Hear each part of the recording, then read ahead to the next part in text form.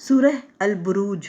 اعوذ باللہ من الشیطان الرجیم، بسم اللہ الرحمن الرحیم۔ اللہ نہایت رحمت والے بے حد رحم فرمانے والے کے نام سے۔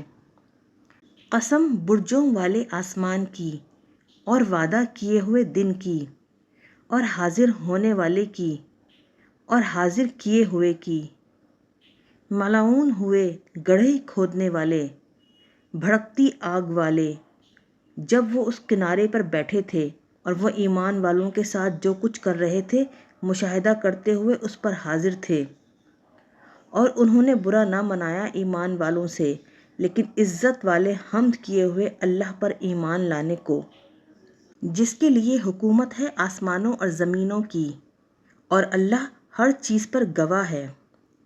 بے شک جن لوگوں نے آگ میں جلا کر مصیبت میں ڈالا ایمان والے مردوں اور ایمان والی عورتوں کو، پھر انہوں نے توبہ نہ کی تو ان کے لیے جہنم میں ہر طرح کا عذاب ہے، اور بالخصوص ان کے لیے جلنے کا عذاب ہے۔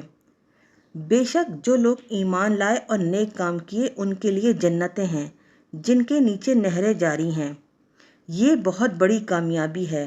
بے شک آپ کے رب کی پکڑ ضرور بڑی سخت ہے، یقیناً وہی پیدائش کی ابتدا فرماتا ہے اور وہی اسے دہرائے گا، اور وہی ہے نہایت بخشنے والا صالحین کو بہت محبوب رکھنے والا، عرش کا مالک بڑی عظمت والا، ہمیشہ وہ سب کچھ کرنے والا جو چاہے۔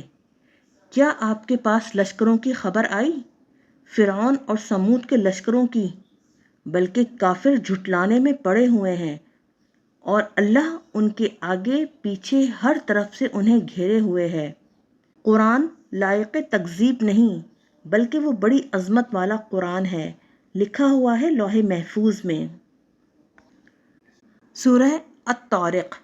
بسم اللہ الرحمن الرحیم۔ اللہ نہایت رحمت والے بے حد رحم فرمانے والے کے نام سے۔ قسم آسمان کی اور رات کو آنے والے کی، اور آپ نے کیا سمجھا وہ رات کو آنے والا کیا ہے؟ نہایت روشن تارا، کوئی شخص نہیں مگر اس پر نگہبان مقرر ہے۔ تو آدمی کو غور کرنا چاہیے کہ وہ کس چیز سے پیدا کیا گیا۔ وہ بنایا گیا ہے اچھلتے پانی سے، جو نکلتا ہے پیٹھ اور سینے کی ہڈیوں کے درمیان سے۔ بے شک اللہ اس کے لوٹا دینے پر ضرور قادر ہے۔ جس دن سینوں کی چھپی باتیں ظاہر کر دی جائیں گی تو اس وقت اس کی نہ کچھ طاقت ہوگی اور نہ کوئی مددگار۔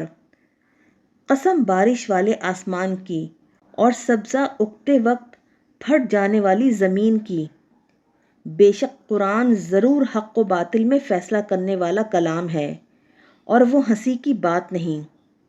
بے شک کافر اپنا داؤ چلاتے ہیں اور میں اپنی پوشیدہ تدبیر فرماتا ہوں۔ تو اے حبیب آپ کافروں کو ان کے حال پر چھوڑ دیں، انہیں تھوڑی سی مہلت دے دیں،